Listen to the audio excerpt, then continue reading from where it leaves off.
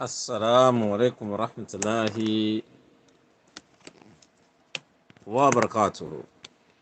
Facebook, I don't like your platform, how the screen is.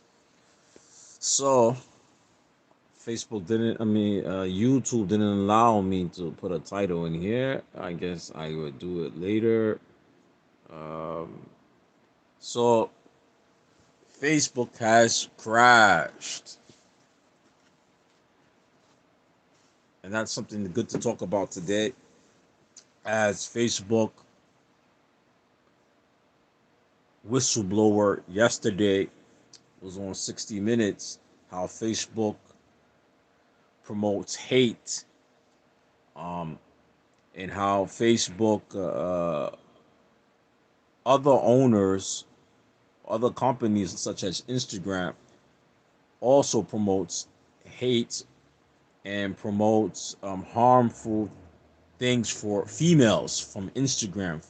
And this is from the whistleblower of Facebook yesterday, who worked on their data researcher, who came on 60 Minutes. You notice the next day after, Facebook, its other partners or ownership such as Instagram and WhatsApp all crashed today, right after being exposed. And I think the crashing might be intentionally from Facebook itself, or it might be an outside entity. Now, this is a good topic to talk about because my mother was saying to me, we were discussing about it. She's saying the woman, she came out the blue. It's not easy to get on 60 Minutes to talk about that. So she said, who's the woman working for also? But some conclusions we could come up with, or we could come to from educated guesses, is that we have noticed on Facebook during the election, for presidential election, that Facebook was allowing, and other social media platform which is owned by Facebook, they were allowing people to speak about Black Lives Matter, racial issues, anything that promoted, or anything that was promoted that benefited Joe Biden, and that was in the opposition to Donald Trump. Facebook was all for it. Once Joe Biden was elected president, I noticed, me who talk about race issues a lot, that I've been banned from Facebook up to 30 days, maybe 2 or 3 bans from 30 days talking about race issues. Matter of fact, Facebook gave me no, Facebook gave me a restriction yesterday. Facebook flagged one of my posts when I mentioned about when a black officer shoots a white person, that he automatically goes to prison. But if the officer shoots another black person or Latino, that he is not put in prison right away. You got to go through a lot of red tape to get the person arrested.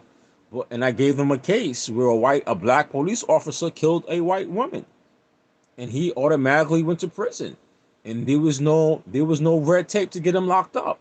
But I heard recently on the news that he's about to get a release from prison soon. Right? So Facebook flagged the post. So during the presidential election, anything that was referring to Donald Trump that was in his favor, in the favor for Joe Biden, that Facebook was allowing these things. Now Donald Trump is out of office, and and Biden's in office. If black people talk about black issues or social issues, this is a taboo across Facebook. This is a taboo across other social media platforms. This is a very contradictory. Well, what this shows light on also is that, is Facebook really not for the people and is for the Democratic Party? And it was pushing and favoring things for the Democratic Party. The woman also spoke about that.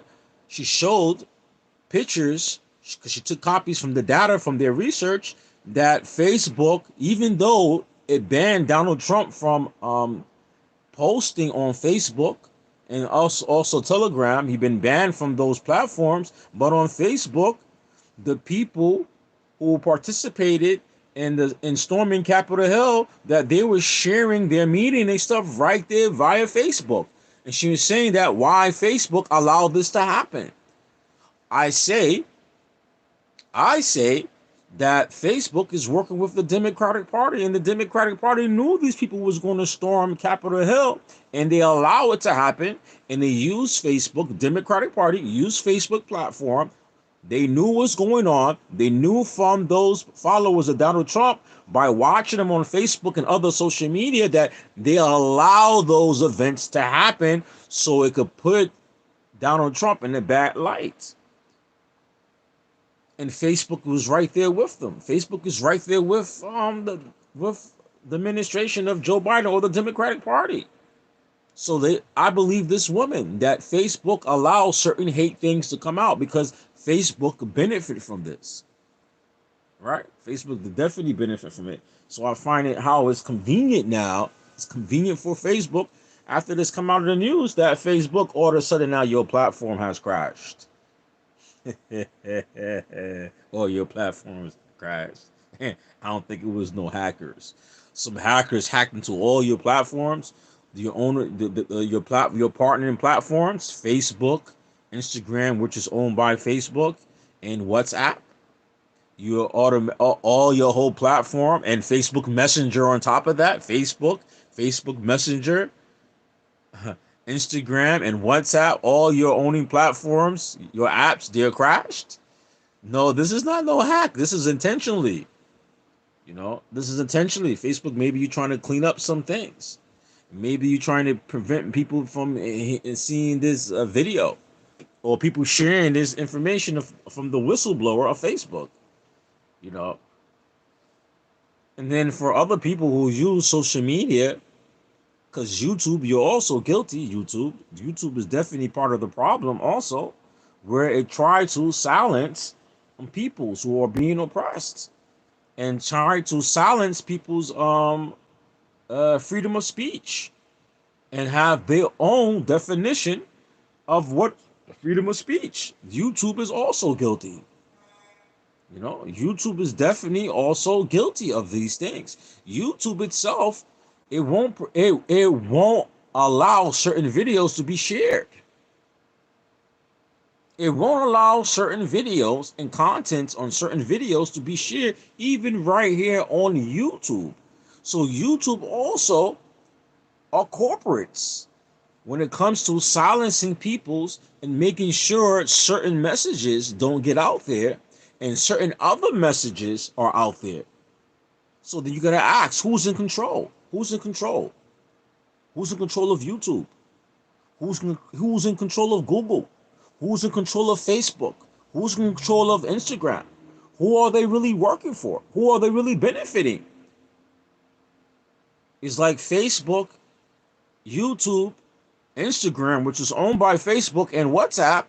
It's like they have their own platform where they have their own laws pertaining to freedom of speech and who's able to share, who's able in the algorithm, who's able to be seen on their platform, their material.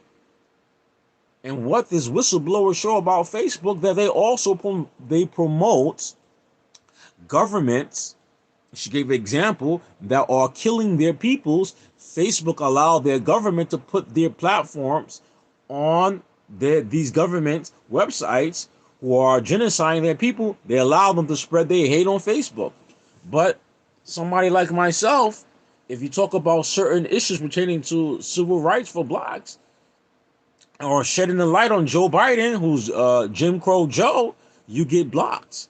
Or if you talk about the so-called injection, you're blocked. If you mention the word injection, your video don't get to be shared if you talk about these things. And if you're on Facebook, you mention about these things, they try to disinform you or make sure that they either ban you or prevent you from posting these things.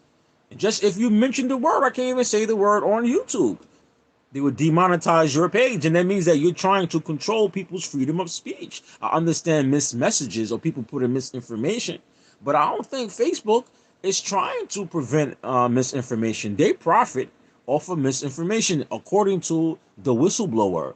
They also profiting on misinformation. So at the end of the day, we gotta ask, what is the YouTube, these social media, YouTube, Facebook, Instagram, at the end of the day, and Twitter, at the end of the day, who are you serving? I don't think you're serving the peoples. You are serving somebody else. Some might call it the shadow government. Some might call it the shadow government. Some might call it from some elite peoples in government or in power who wants the media and politics to roll a certain way. So I don't think there's no freedom of speech on these platforms. And they make sure. And they make sure they know who to spread and who not to spread. You know? Well, somebody say, well, maybe your channel is not doing too good, and this is why the algorithm for for you is you're not getting into the algorithm that's going to allow your video or your content to be viewed by mass of peoples on these platforms. No, there's some Facebook, YouTube are interfering with those things, and the woman, she shows some proof that Facebook is interfering with the algorithm, from their own research. And she shared their research and took copies of the data that she gathered that Facebook is promoting hate and misinformation intentionally, and they're profiting off of this. YouTube is no different. YouTube is no different. Some will say, well, YouTube is different because you have copyrights restrictions, and then you have also fair usage on these type of platforms. But it's ironically the day after Facebook, not even the day after, not even a couple of hours after Facebook has been exposed from spreading hate and misinformation, all of a sudden all the platforms that they own, Facebook Messenger, Instagram, and WhatsApp, all of it crash. I believe Facebook also owns WhatsApp. All of it all of a sudden crash. How coincidence for Facebook.